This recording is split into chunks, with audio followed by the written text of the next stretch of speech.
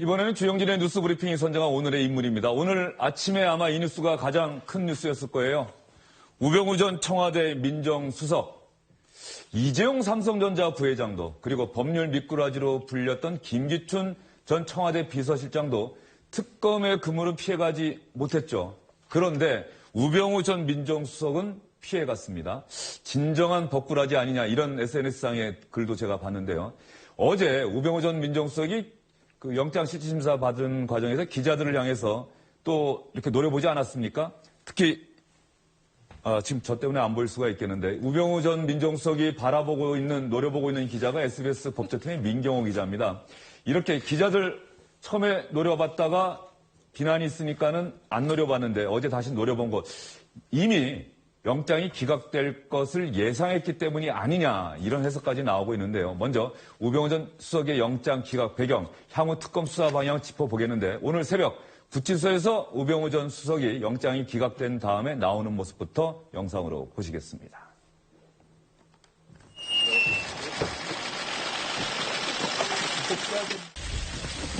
구속 피하셨는데 심경 한 말씀 해주시죠.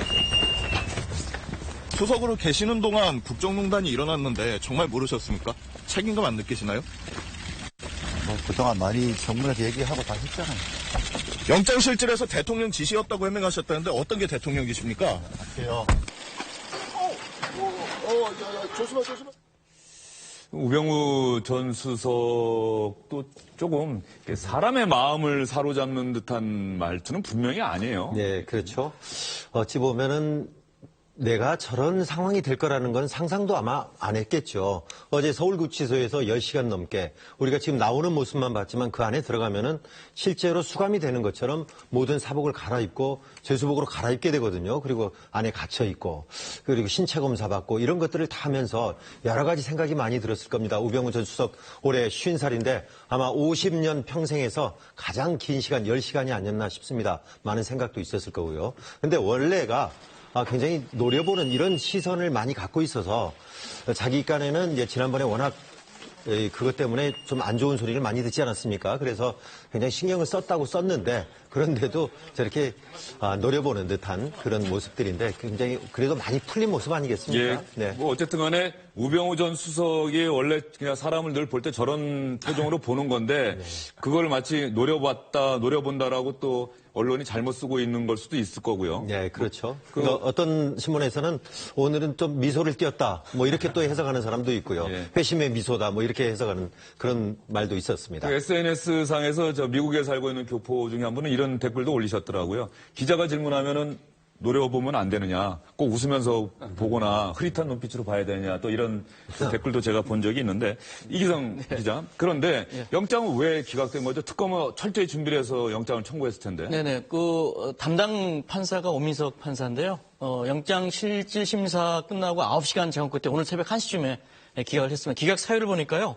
영장 청구 범죄 사실에 대한 소명의 정도와 그 법률적 평가에 관한 다툼의 여지 등에 비추어서 구속의 사유와 필요성을 인정하기 어렵다, 이렇게 얘기를 했어요. 지금 우 전 수석이 받고 있는 혐의가 직권남용, 직무유기 이렇게 해서 4가지 정도 되지 않습니까? 이런 사실들을 이제 구체적으로 입증하기 위해서는 사실 청와대 압수수색이 굉장히 필요했었는데 결과적으로 못하지 않았습니까? 청와대 압수수색이 불발되면서 우 전 수석이 어떤 기관에 어떤 지시를 했는지, 명령을 했는지라는 그런 공식 자료를 갖다 확보를 해야 되는데 그걸 확보하지 못함으로써 입증이 좀 안 됐다는 거고요. 또 하나는 우 전 수석이 이제 법률에 대해서 너무 해박한 지식을 갖고 있으니까 저번에 영장 실질 심사 받을 때 자신의 변호사들을 과거 판사 시절에 영장 담당했던 변호사들을 이제 참여시켜가지고 상대편의 어떤 질문들을 잘 방어한 것이 기각에 어떤 또 영향을 주지 않았는가, 이렇게 또 보고 있습니다. 우병우 전 민정수석에 대한 구속영장이 기각되고 나니까 오늘 오후 기자들은 이규철 특검부에게 특검의 입장은 과연 무엇입니까? 라고 집중적으로 질문했습니다. 이규철 특검부는 뭐라고 대답했을까요? 우병우 전 민정수석에 대한 법원의 판단은 존중하지만 특검으로서는 영장이 발부가 될 것으로 기대를 하고 있었습니다. 우병우 전 민정수석이 담당하였던 그 업무와 관련하여 아마 직권 남용 등에 대한 법리적인 판단이 이 특검하고 달랐던 것으로 판단하고 있습니다. 법리적인 판단이 특검과 달랐던 것으로 판단하고 있다. 지금 혹시 특검이 수사기간 연장되면 영장 재청구한다 이렇게 밝혔나요? 네, 재청구한다고 밝혔습니다. 수사기간이 연장된다면 네, 조건이. 만약에 연장이 안 된다면 검찰로 이첩을 하겠다. 이렇게 이야기를 그러면 했습니다. 불구속 기소가 그렇습니다. 될 가능성이 네, 있고요. 그럴 특검 가능성이 입장에서는 더 이상 뭐 선택할 여지가 없겠죠. 보강조사한다 그래도 시간이 너무 없어 그렇죠. 보이고. 이제 보강조사하게 되면 사실 직권남용에 대한 부분이 이제 이규철 특검도 있겠지만 법리적인 판단의 문제이기 때문에 사실은 보강조사한다고 더 나올 것은 없을 겁니다. 오늘 영장 기각하면서 법률적 평가에 대한 다툼의 여지가 있다는 부분도 바로 그 부분을 지적한 것이거든요. 근데 다만 이 직무유기, 즉 국정농단을 묵인했다는 점 같은 경우는 만약에 최순실 씨하고 우병우 전 수석이 지금 직접적으로 연결된 고리는 찾지 못했다고 특검이 밝혔는데 만약에 그것을 찾아낸다고 하게 되면 우병우 전 수석을 직무유기로 처벌할 수도 있겠죠. 구속영장 재청구할 수 있을 겁니다. 근데 다만 지금 시간이 얼마 없기 때문에 과연 그것을 현실적으로 찾을 수 있을지 그 부분에서는 조금 의문이 들긴 합니다. 박철아 평론가는 제가 이 질문 좀 드려볼게요. 그러니까 우리 국민들이 많은 경우에 사실 구속되느냐 안 되느냐는 최종적인 유죄 무죄 판단이 아니지 않습니까? 그런데 그렇죠. 많은 분들이 그렇게 받아들이는 게 엄연한 현실이고요. 네네. 그리고 우병우 전 민정수석에 대해서 특검이 수사를 해서 영장까지 청구했을 때 또 박수친 사람들도 있을 것이고 네. 그런데 어쨌든 결과는 영장 기각으로 불구속. 이 사안에 대해서 법원의 판단에 대해서 여러 의견이 있을 수 있을 것 같은데. 앞서 말씀드린 것처럼 사실은 보통 국민들의 어떤 상식적 판단과 법적 논리에 의거한 그 재판이 왕왕 어긋나는 것은 뭐 우리가 봐왔지 않습니까? 그렇지만 지금 이 상황에서 그 전 수석인 우병우 씨가 구속되기를 바라는 것은 그동안 이렇게 답답하고 강력하고 분노를 느꼈던 국민들 입장에서는 뭐 너무나 당연한 수순이었을 것입니다. 그리고 구속이 되어서 좀 더 강력하게 수사를 받고 그 죄 여부에 대해서 명확한 판정이 나오길 많은 국민들이 기대했었을 것입니다. 근데 뭐 저분은 워낙 전문가니까 앞서 말씀드린 대로 일반인의 어떤 상식과는 다른 법적 논리로 자신을 이제 방어한 것이고 법원에서는 그 방어 논리를 깰 만큼 충분한 증거가 특검 쪽에서 나오지 않았다.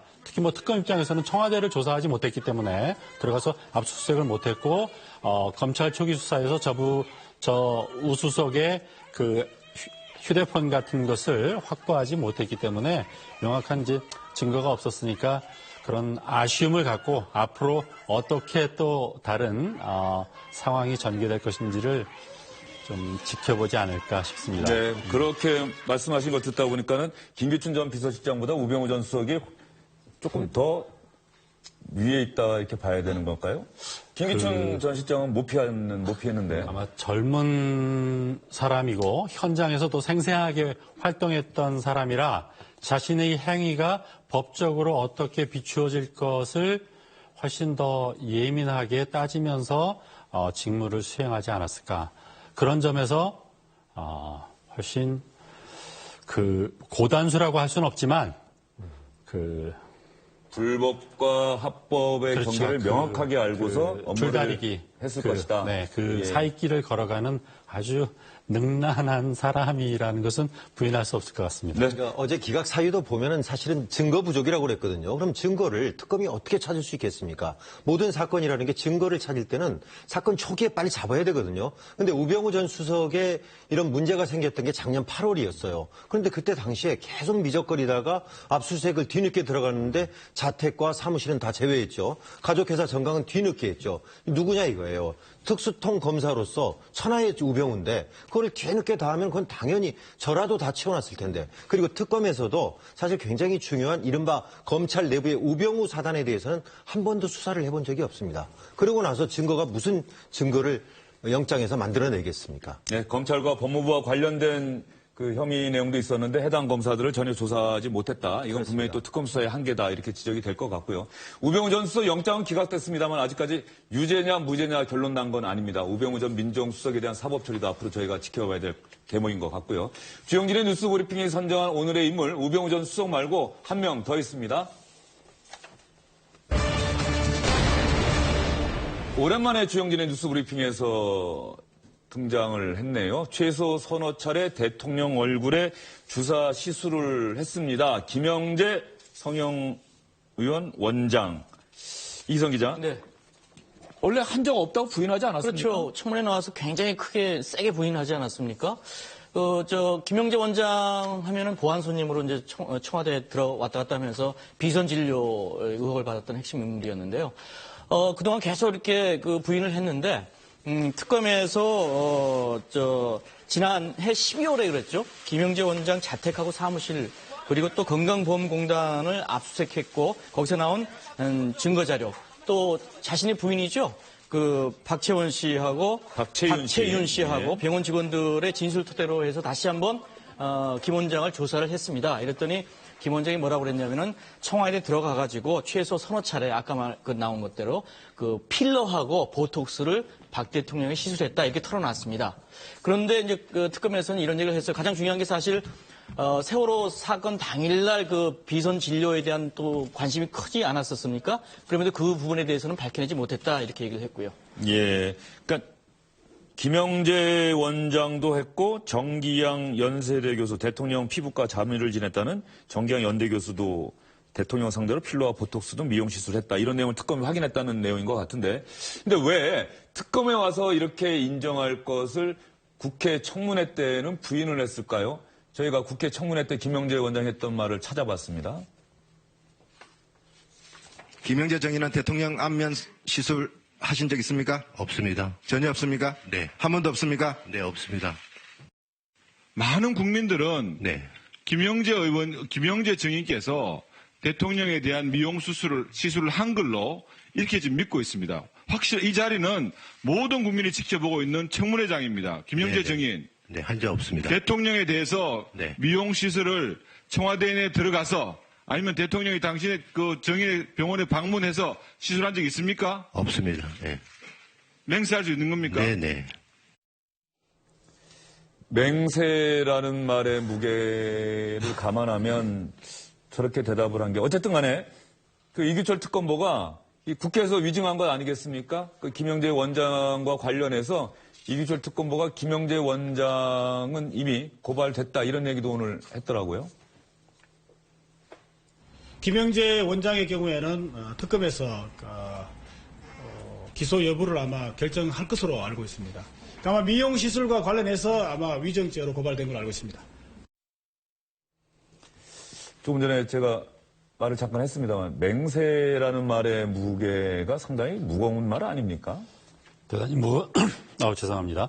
대단히 무거운 말입니다. 무거운 말인데 사실은 지금 대통령 자신도 특검에서 조사를 받겠다 말씀하시고 조사 거부하고 그런 걸로 봐서 우리 사회 지도층이 그 말의 신뢰에 대한 것이 좀 많이 부족하지 않나 하는 그런 느낌을 주고 있습니다. 위증죄는 국회에서 위증죄는 대단히 중한 범죄로 알고 있는데 그럼에도 불구하고 저렇게 위증한 것을 보면 그 이면에 또 다른 그 힘과 내막이 있지 않았을까 그런 것도 추측이 가능합니다.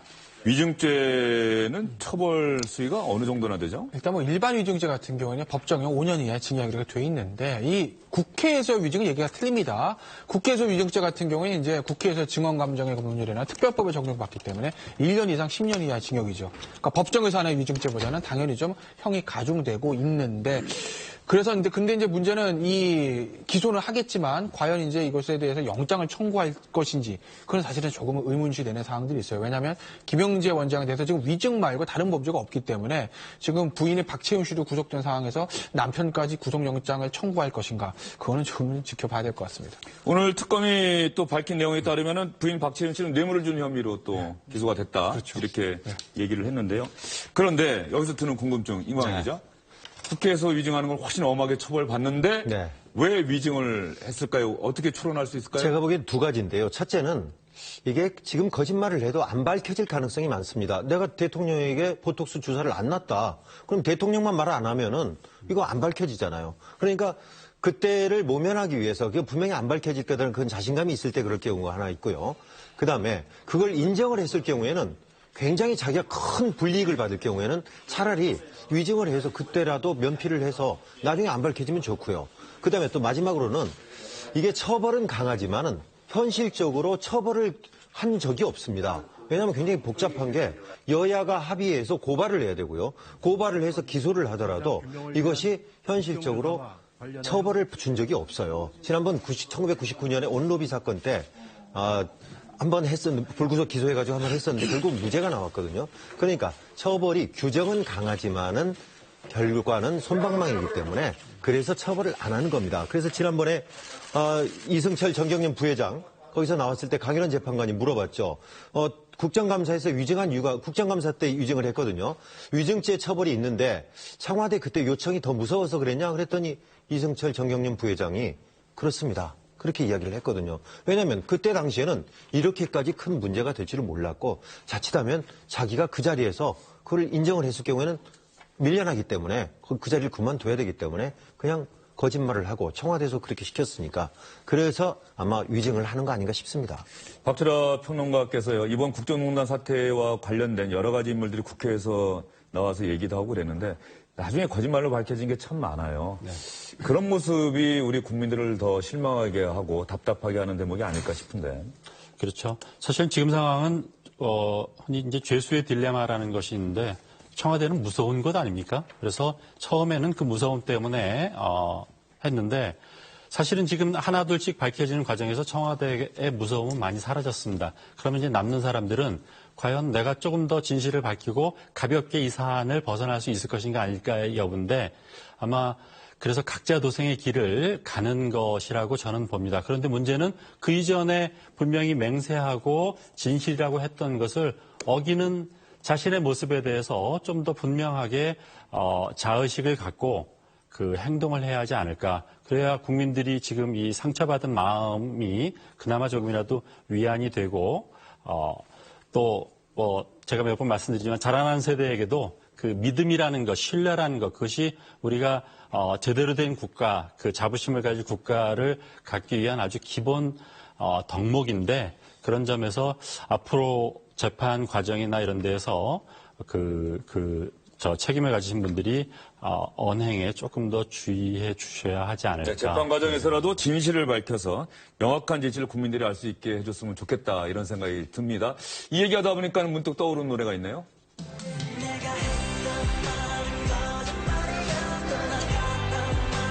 아이돌 그룹 노래니까 김태현 변호사 혹시 여기서 가장 젊으시니까 이 노래 아십니까? 제가 웬만한 아이돌 노래 다 아는데요. 이 노래는 제가 잘 모르겠네요. 제가 여성 아이돌 그룹 노래는 다 아는데 남성 아이돌 그룹 잘 날카로우신데요. 모르시는 제가 남성 아이돌 약합니다. 예. 여성 아이돌 정보. B1A4. 그런가요? 여기 산들 바로 뭐 이런 친구들이 있는 데인데 그 B1A4가 부른 다 거짓말이야라는 노래라고 합니다. 노래 가사를 보면 내가 했던 말은 거짓말이야. 사랑 노래입니다. 근데 제발 가지마. 그런데 또 다음 나오는 대목이 다 거짓말이야. 라이 이렇게 얘기를 하고 있습니다.